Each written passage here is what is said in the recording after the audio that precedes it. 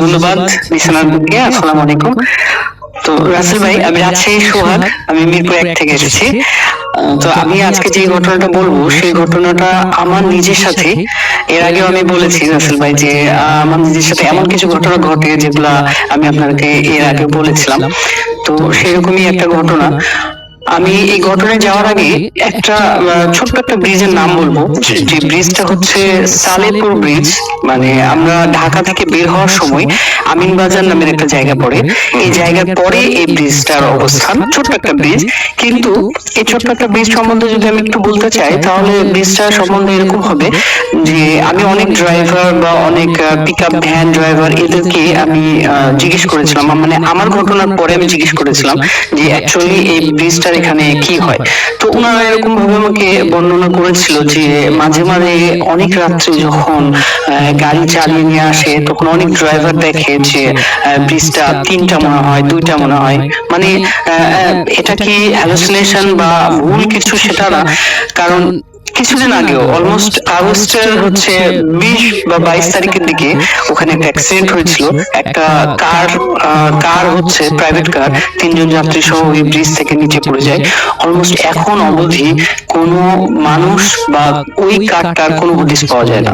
এখানে অনেকগুলো coaster speed boat নিয়ে আসছিল, নৌবাহিনী থেকে লোক নিয়ে আসছিল, বাট এখানে এতটুকু একটা জায়গার মধ্যে কিভাবে এই প্রাইভেট কারটা হারিয়ে গেল, কোথায় হারালো কেউ জানে না। আপনার সামনেই একদম এটা মানে ঘটনাটা ঘটেছে কিছুদিন আগে, মানে এই অগস্টের হচ্ছে 20-22 তারিখের দিকে এই ঘটনাটা ঘটেছে, 2 মাস আগে, 2 মাস আগে। তো আমার ঘটনা যেটা, সেটা হচ্ছে এই ব্রিজের এখানে, এটা হচ্ছে এপ্রিল এই 2019 এপ্রিলে আমার এই ঘটনাটা ঘটে। তখন হচ্ছে সেই দিনকে আমি যে কাজটা করেছিলাম, আমার ফ্রেন্ডের ওখানে গিয়েছিলাম। আমার ফ্রেন্ডের বাড়িটা ছিল হচ্ছে সাভার উপজেলার তেঁতুলঝড়া ইউনিয়নে। তো আমি একটু কোনো একটা কাজে সেখানে গিয়েছিলাম, দেন ওখানে কাজটা সারতে আমার রাত্রি হয়ে যায়, লাইক 10:30 বেজে যায়। তো আমি আমার ফ্রেন্ডকে বললাম যে আমি রাত্রে তো থাকবো না, আমি চলে যাব। তখন আমার ফ্রেন্ড বলছে কি যে এটা তো ঠিক হলো না, কেমন হলো, তো 10:30 বাজছে, তুমি এখন কিভাবে যাবো? তখন বাইরে বেরিয়ে দেখছি ঝিপঝিপ করে বৃষ্টি হচ্ছে। তো আমি কোনোভাবে হেমায়তপুর মানে বাজারে ওখানে চলে আসি, তেঁতুলঝড়া ইউনিয়নের ওখান থেকে হেমায়তপুর বাজারে চলে আসলাম। ওখানে আস্তে আস্তে আমার মোটামুটি 10:30 বেজে যায়। তো 10:30 বেজে যাচ্ছে, এরপরে দেখছি আমি যেটা ছোট ছোট যে চায়ের দোকানগুলো, যেহেতু রাত্রে বৃষ্টি হচ্ছে, চায়ের দোকানগুলো বন্ধ হয়ে গেছে। আর গুটি কয়েক কিছু লোক যেগুলো আছে রাস্তার পাশে হাঁটাহাঁটি করছে, এরাও আস্তে আস্তে আস্তে আস্তে সবাই চলে যাচ্ছে। আমি রাস্তার পাশে দাঁড়িয়ে আছি, ওই হেমায়তপুরের যে ব্রিজ আছে, ওভারব্রিজটা, এই ওভারব্রিজের নিচে দাঁড়িয়ে আছি, বাট কোন লোকাল গাড়ি আসছে না। আমি অলমোস্ট খেয়াল করছি এখানে অনেক বড় বড় গাড়িগুলো, যেটা 900 কোচ, এগুলো চলে যাচ্ছে, বাট লোকাল গাড়িগুলো একটাও আসছে না। অলমোস্ট যখন হচ্ছে 11:30 বাজে, তখন দেখছি একটা রিক্সাওয়ালা হেমায়তপুর ওই দিক থেকে আসছে, মানে আমিনবাজারের দিকে যাচ্ছে।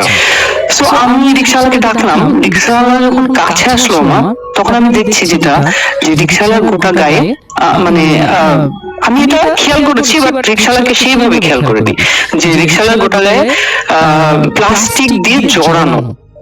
আপনাকে একটা কথা বলি ভাই, যেটা হচ্ছে যে বৃষ্টি হলে যেরকম ভাবে জড়ানো থাকে এরকম কিছু, এরকম কিছু না, মানে বৃষ্টি হলে আমরা কি একটা প্লাস্টিক পরে না, প্লাস্টিকটা ফাঁকা থাকে না, পুরে প্লাস্টিকটা ফাঁকা থাকে, গায়ের সাথে টাচ করে না, এরকম একবারে ইজি থাকে। বাট ওই রিক্সাওয়ালার শরীরে প্লাস্টিকটা একেবারে জড়ানো, মনে হচ্ছে কেউ একজন জড়াই দিয়েছে এরকম।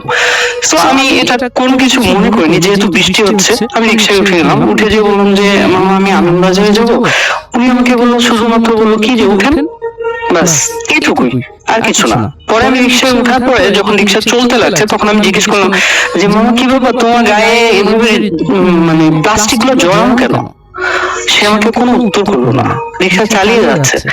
আমি আস্তে আস্তে যে ব্রিজের কথা বললাম একটু আগে, যে সালেপুর ব্রিজ, এই ব্রিজ থেকে মোটামুটি 70 গজ বা 80 গজ দূরে, ব্রিজ থেকে এত দূর ডিস্টেন্সে এসে রিক্সা আমাকে বলছে কি যে মামা আমি আর যাবো না, আমার রিক্সায় চার্জ নেই। আমি আশ্চর্য হয়ে গেলাম, তখন বাজে রাত্রি 12টা। তখন 12টা বাজে, আমি আশ্চর্য হয়ে গেছি। তখন আমি বলছি যে কি ব্যাপার মামা, আপনি এই কথা বলছেন না, এখন আমি এই রাত্রে আমি কোথায় যাবো আপনি বলতে পারেন, আমি কিভাবে যাব? তখন হচ্ছে আমি জানি না। তখন হচ্ছে তাহলে আমি ভাড়া দেবো না, আমি আপনাকে যতটুকু এসেছেন ততটুকু ভাড়া দেবো। সে কিচ্ছু বললো না, চুপচাপ। আমি যখন রিক্সা থেকে নেমেছি, আশ্চর্যের বিষয়টা যেটা যে আমি রিক্সা থেকে নামার পরে এক ধাপ, তারপরে এক ধাপ দিয়েছি, মানে রিক্সা থেকে এক পা দিয়েছি, পরের পাটা যখন ধাপ দিয়েছি, ধাপ দিয়ে পিছিয়ে তাকিয়ে দেখছি রিক্সাওয়ালা নেই। আমার চোখের সামনে থেকে রিক্সাওয়ালাটা ভ্যানিশ হয়ে গেল। আমি বুঝলাম না যে রিক্সাওয়ালাটা যদি রিক্সা ঘোরাতো, ঘুরে যদি বলতো যে আমি এখন হেঁটে হেঁটে চলে যাব, তাও একটু সময় নিত। মানে আমি শুধুমাত্র পিছন ফিরে মানিব্যাগটা বের করে টাকা দিতে যাবো, তখন দেখছি কোনো রিক্সা নাই, কেউ নাই, মানে রিক্সা একেবারে সহজেই নাই, সবকিছু নাই। এখন আমি কি করবো? এখন আমার একটু ভীতি সঞ্চার হয়েছে যে আমি কি ব্যাপার, এখানে কি হলো আমার সাথে। পরে আমি মনে মনে করছি যে যাই হোক, আমাকে এখন হাঁটা ধরতে হবে। রাত্রি 12টা বাজে, অলমোস্ট 12টা বেজে গেছে। দেন আমার কিছু করার নাই, আমাকে এখন যেতেই হবে। আমি হাঁটা শুরু করেছি ওই ব্রিজের দিকে। ব্রিজের থেকে যখন মোটামুটি 50 গজ দূরে কাছাকাছি চলে এসেছি, 50 গজের ভেতরে চলে এসেছি, তখন আমি যে জিনিসটা দেখলাম যে ব্রিজের উপরে 3জন লোক দাঁড়িয়ে আছে। এখন এখানে যে ফ্ল্যাশিং হচ্ছে বা রাত্রে যে গাড়ি যাচ্ছে, এটা আমার খেয়াল নাই যে গাড়ি যাচ্ছে, কিন্তু ফ্ল্যাশিং যে হচ্ছে, আকাশে যে ফ্ল্যাশিং হচ্ছে, এই ফ্ল্যাশিং এ আমি দেখতে পাচ্ছি যে ওখানে 3জন লোক দাঁড়িয়ে আছে। তো সম্ভবত ওখানে যেহেতু ইন্ডাস্ট্রিয়াল বেশ কিছু জায়গা আছে, ওখানে আমি লোককে আশা করতেই পারি। আমি মনে মনে করছি যে যেহেতু লোক দাঁড়িয়ে আছে, আমি তাহলে এগিয়ে যাই। এগিয়ে যাওয়ার সময় মোটামুটি যখন আরেকটু কাছে গেছি, তখন দেখছি যে জিনিসটা দেখছি সেই জিনিসটা মানে আমার এতটা মানে আশা করিনি আমি, যে ওই ব্রিজের নিচ থেকে আরো কিছু মানুষ উঠে আসছে। সেটা হচ্ছে মানুষের মতো না, জীব জানোয়াররা যেভাবে হাঁচড় পাচড় করতে করতে উপর থেকে উঠে আসে, ঠিক একইভাবে ওইভাবে উঠে আসছে। উঠে এসে প্রায় 10-12 জন লোক ওই জায়গায় দাঁড়িয়ে গেল।